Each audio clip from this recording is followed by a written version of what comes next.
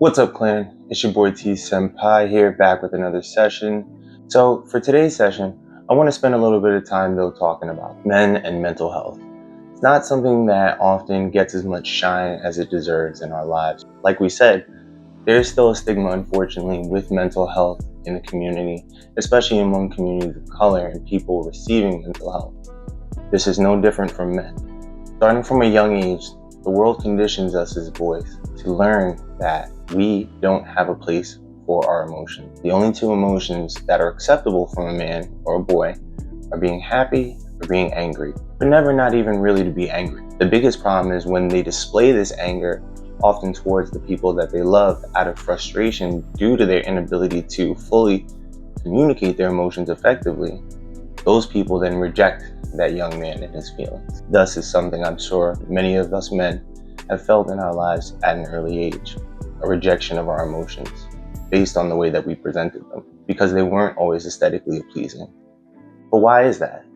It's because we were never taught the skills or allowed to develop the emotional intelligence on how to communicate not just our anger, not just being happy, but also being sad, being scared, being disgusted, having anxiety. These are all emotions that we are born with. But for men, no one holds a special place for them to, like I said, develop those feelings and learn about them and learn that it's okay to have them. Thus, through that conditioning, we grow up throughout life faced with many challenges, and we communicate to the best of our abilities based in a survival instinct, based on fight or flight. But as we get older, the challenges become more difficult. Sitting with those difficult emotions, especially if they become more often, becomes harder. You can't just stuff your emotions inside. What happens to a jar when you try to fill it with water? Eventually, the jar starts to overflow. The same happens with our emotions. We have to learn how to appropriately sit with them, process them to identify what it is that we're actually feeling, and then communicate those emotions effectively. Not by talking about actions, by talking about feelings with the ones that we love, thus giving them the opportunity to appropriately receive that message, hear it, and then respond to you and provide you the support that you need, not react based off of your emotions. So today, the anime I want to talk to you guys about is one of my new favorites, Windbreaker. I'm not sure if you guys are familiar with it yet, but if you haven't, definitely go and check it out. Windbreaker, our main character, is Sakura. He's a young boy who comes to a new town to join the Bofur, a high school of kids who gets together to essentially become the defenders and protectors of their town, the people, and things that they love. They are known as Furin. This team, so to speak, teaches Sakura more than just about fighting.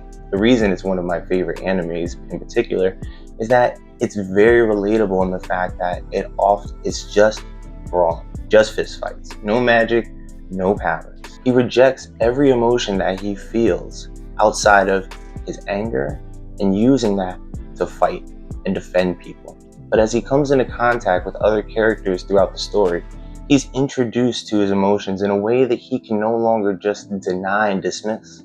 See, Sakura was a subject of discrimination at an early age as a child. This was due to his outward appearance. Because of this, he was rejected not only by his peers, other children, but society as well. Because of that, Sakura learned not to trust people. This made it difficult for him to trust the emotions that he experienced and that they were genuine feelings as he made connections with many characters throughout the story. We're only in season 2, but we're seeing more insightful messages of acceptance, especially of those that are different than us.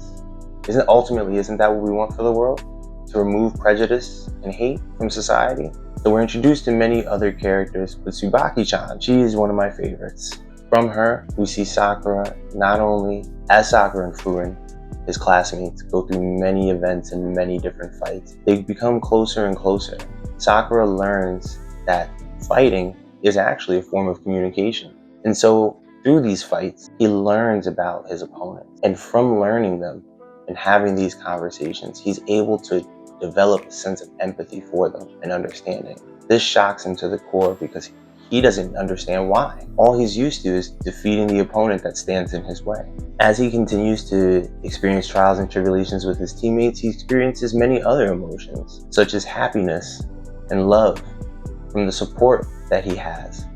Even though Sakura has lived a life believing that he can't trust anyone and that he has to do everything himself. They teach him that they're not just there to support him through the hard battle, but through the tough times when he's at his weakest, regardless of what that support looks like. As men, we need to learn how to accept those feelings and accept that support, just like we're watching Sakura learn how to do. In season 2, one of the episodes opens with Sakura walking a tightrope. This is metaphorically how many men live their life. Walking a tightrope, feeling as if they're alone. There's no support below them to help catch them. That they have to balance the ups and the downs that come with life, all while keeping it together. Because if they allow themselves to experience their emotions, they will fall. By the end of the scene, Sakura learns that he can jump off the rope because at the bottom are his teammates, his newfound friends who are sure to become his family. And they're there to support him and walk through every moment in life, even when his communication and requests for support aren't always direct. However, he's always there. He always communicates, whether it be with his fist or his mouth. And from that, him expressing himself, people are able to be there for him. Thus, we see Sakura's perspective and view of the world start to change and shape into one of understanding and not sympathy for others. Men are oftentimes given sympathy and not empathy, and that lies the problem. Oh, I'm sorry for you, but I still need you to finish this report. I know you've been working really hard, but can you do this? No one stops to take the time to ask you how you're doing. So it is your job to sit with yourself, identify how you're feeling, and then communicate that to the ones you love, so that they can support you. Life isn't meant to be a tightrope. Jump off, stop existing, start living. All right, clan. Thanks for sticking around for today's session. I'll see you guys next time. Peace out.